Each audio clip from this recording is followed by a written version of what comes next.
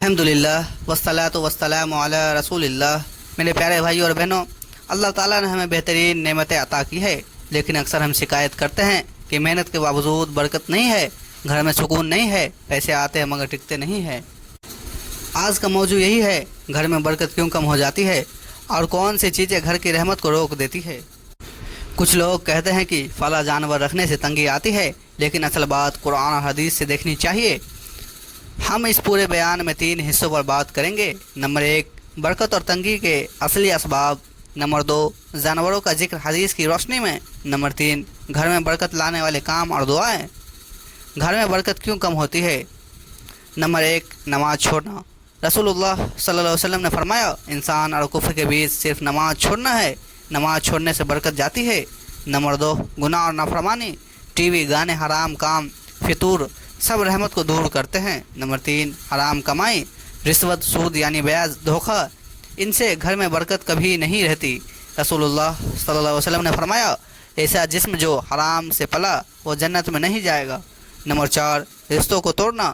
قرآن میں صاف ہے کہ جو رشتے توڑے گا اس پر اللہ کی لعنت ہے، یعنی رشتہ داروں سے کٹ جانا برکت چھین لیتا ہے۔ نمبر 5، نعمتوں کی قدر نہ کرنا۔ کھانے میں فضول خرچی، پانی برباد کرنا برکت کا دشمن ہے۔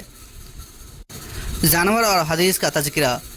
کتا، رسول اللہ صلی اللہ علیہ وسلم نے فرمایا، جس گھر میں کتا اور تصویریں ہو اس میں رحمت کے فرشتے داخل نہیں ہوتے۔ یہاں صرف شکاری کتے اور کھیتی باڑی کے کتے کی اجازت ہے۔ اسلام جانوروں سے نفرت نہیں کرتا بلکہ حکمت اور حکم کی وجہ سے روک لگاتا ہے۔ بلی، حدیث میں صاف ہے بلی ناپاک نہیں ہے، صحابہ بلی پالتے تھے۔ ایک اور حدیث، ایک عورت بلی کو باندھ کر بھوکا مارنے کی وجہ سے جہنم میں گئی، یعنی بلی کو پالنا جائز ہے، یہ تنگی کا سبب نہیں۔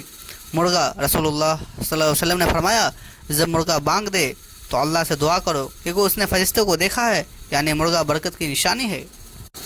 طوطا، بطخ اور انیہ پالتو جانور، ان کے بارے میں کوئی حدیث نہیں ہے کہ وہ تنگی لاتے ہیں۔ یہ باتیں اکثر لوگوں کی رائے یا اندھ وشواس ہوتے ہیں۔ اندھ وشواس اور غلط فہمیاں۔ لوگ کہتے ہیں کہ طوطا ہوگا تو جھگڑا ہوگا، بطخ ہوگی تو تنگی ہوگی۔ اسلام کہتا ہے طیارہ لینا شرک ہے، برکت اور تنگی صرف اللہ کے ہاتھ میں ہے، نہ کہ جانوروں کے۔ یہاں کس طرح اندھ وشواس لوگوں کو گمراہی میں لے جاتا ہے۔ کچھ مثالیں، الو کو اپسکون سمجھنا، بلی راستہ کاٹے تو کام نہ کرنا، ان سب کو غلط ثابت کرے۔ برکت لانے والے کام۔ نمبر 1، نماز اور قرآن کی تلاوت۔ گھر میں قرآن کی آواز رحمت کو بلاتی ہے۔ نمبر 2، استغفار اور توبہ۔ قرآن میں ہے استغفار کرو، اللہ آسمان سے بارش اتارے گا اور مال اولاد میں برکت دے گا۔ نمبر 3، مہمان نوازی۔ رسول اللہ صلی اللہ علیہ وسلم نے فرمایا، جو اللہ اور آخرت پر ایمان رکھتا ہے وہ مہمان کی عزت کرے۔ نمبر 4، صدقہ اور زکوٰۃ۔ صدقہ دینے سے مال گھٹتا نہیں بلکہ بڑھتا ہے۔ نمبر 5، صبح جلدی اٹھنا۔ رسول اللہ صلی اللہ علیہ وسلم نے دعا کی، یا اللہ میری امت کے صبح کے وقت برکت دے۔ دعائیں اور نصیحتیں۔ استغفار، استغفر اللہ ربی من کل ذنب واتوب الیہ۔